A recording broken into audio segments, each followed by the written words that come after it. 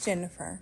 Thank you for joining me as we take a walk through the recipes that have built the culinary foundation of my family. Okay. This morning we're going to make pork chops and dirty rice. And we're going to do this in 2 steps. The first is to get the vegetables ready and to get the casserole ready.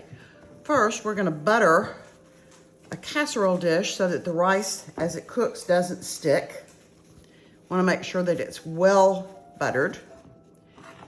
We're going to put 1 cup of rice in the casserole dish.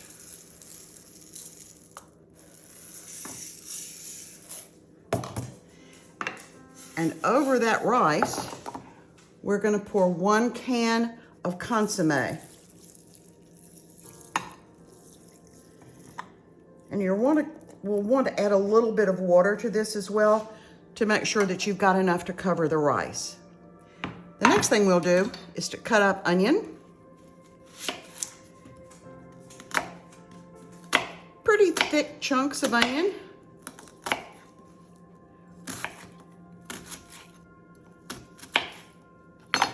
The onion is just going to go on top of the rice. Little bits and pieces of onion.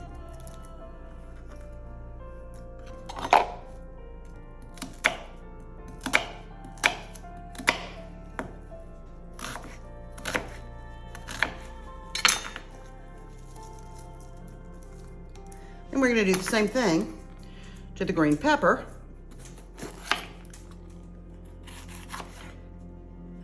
Making sure we don't get any seeds in there. I'll bop out the seeds.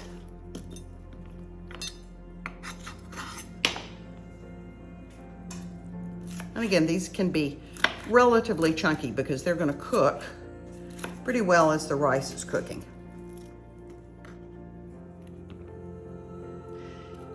You're going to preheat your oven to 350 degrees.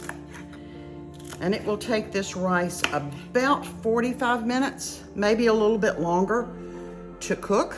You want it fluffy, and you may have to add more water. Just check it periodically and make sure that it's not dry.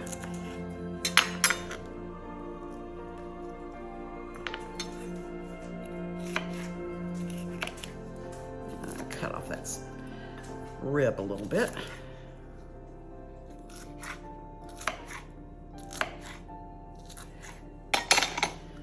All right, I'm going to add just a little bit of water to this.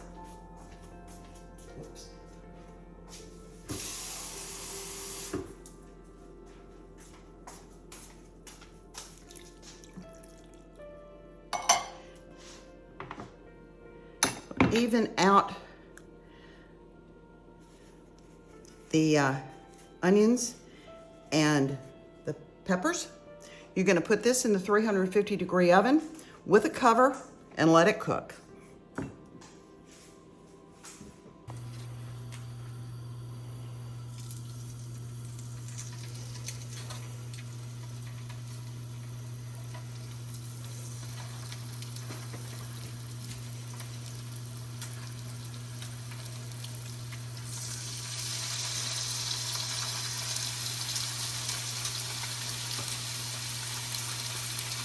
What you want in the pan, that shows it's hot enough to sear the pork chops. We're only going to sear on both sides, and then we're going to put them in the air fryer for approximately 12 to 13 minutes, and then test them to make sure that they're done.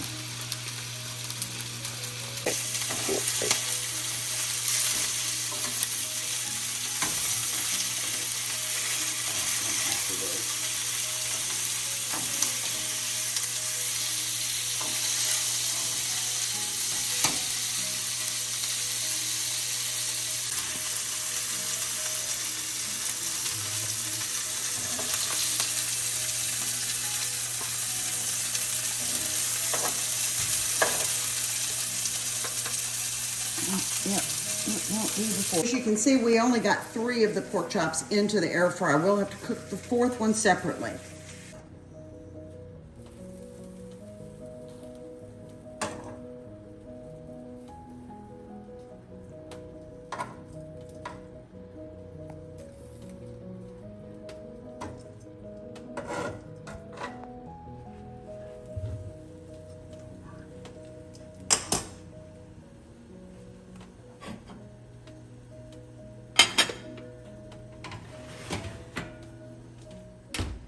We can edit out whatever.